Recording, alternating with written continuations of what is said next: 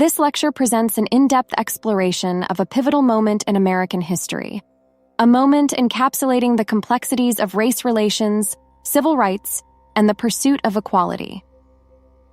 Our focus is on Booker T. Washington's Atlanta Compromise speech, delivered at the Atlanta Cotton States and International Exposition in 1895. To fully appreciate this address, we must first understand its historical context and the life and career of the man behind it. Born into slavery in 1856, Booker T. Washington's early years were marked by hardship and adversity.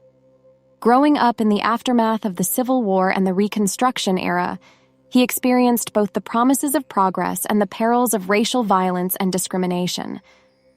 Washington's quest for education led him to the Hampton Institute, where he acquired vocational skills that would shape his lifelong commitment to economic self-sufficiency for African Americans.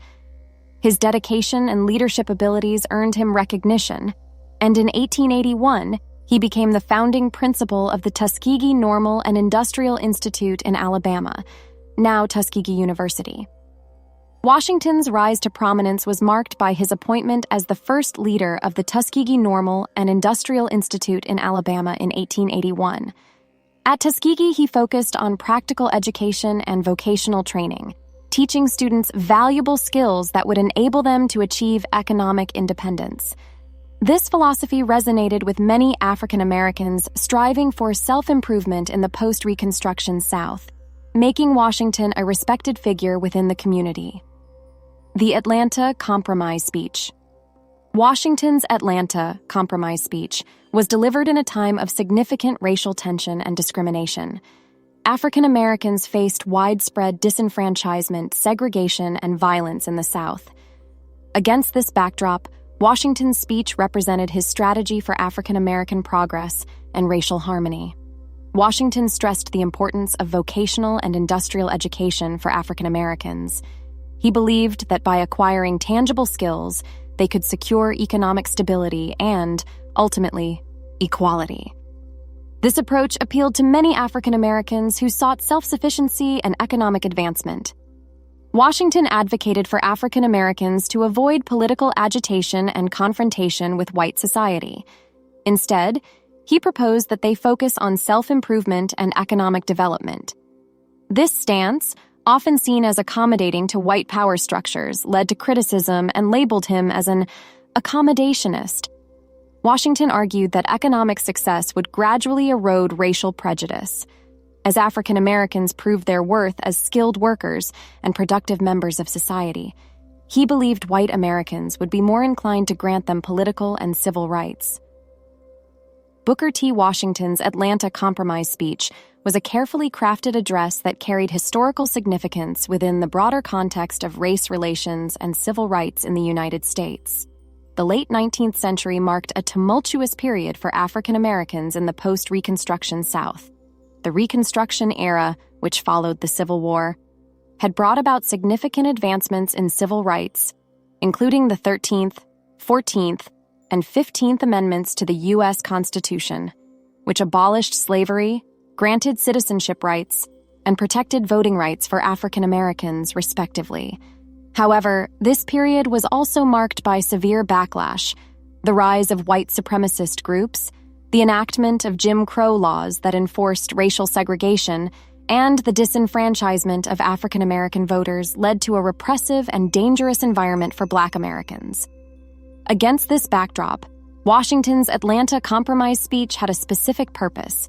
He aimed to address both African American and white audiences as well as national and international observers. Let's examine his primary objectives. Washington sought to ease racial tensions in the South by proposing a conciliatory approach. He believed that advocating for vocational education and economic self-sufficiency would reduce friction between the races. With the memory of slavery still fresh, Washington recognized the importance of economic stability and independence for African Americans. He argued that practical vocational education would empower Black individuals to contribute to the economy and, in turn, gain respect and acceptance. Washington hoped to garner support from white philanthropists and government officials for the establishment of industrial schools for African Americans. He believed that such institutions would be essential in providing the necessary training for Black individuals to become skilled workers and contributors to society. In an era rife with negative stereotypes about African Americans, Washington aimed to challenge these perceptions.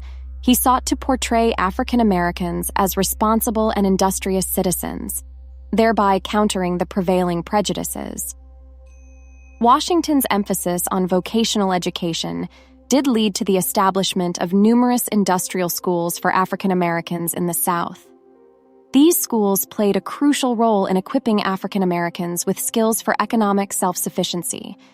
However, his accommodationist stance did not significantly advance political and civil rights for African Americans in the short term. The speech's significance lies in its reflection of the complexities of the post-Reconstruction South. Washington's strategy of emphasizing economic progress and avoiding direct confrontation with white supremacists represented a response to the harsh realities of the time. His approach was, in part, a survival strategy designed to protect African American communities from further violence and repression. The violent backlash against African Americans made political activism a perilous endeavor, and Washington's focus on education and economic empowerment offered a safer path to progress. Washington's Atlanta Compromise speech, while pragmatic, has been met with both praise and criticism over the years. Washington's approach, emphasizing education and economic progress over immediate political rights, positioned him as an accommodationist. This label suggests that he was willing to compromise with the white establishment. His speech sparked debates within the African American community and beyond about the most effective strategies for achieving civil rights and equality. Prominent figures like W.E.B. Du Bois criticized Washington's approach as overly accommodationist, arguing that it neglected the pursuit of political and civil rights. Du Bois argued that Washington's strategy perpetuated economic dependency and accepted second-class citizenship. The debate between Washington and Du Bois reflected differing philosophies within the African American community about the most effective path to equality.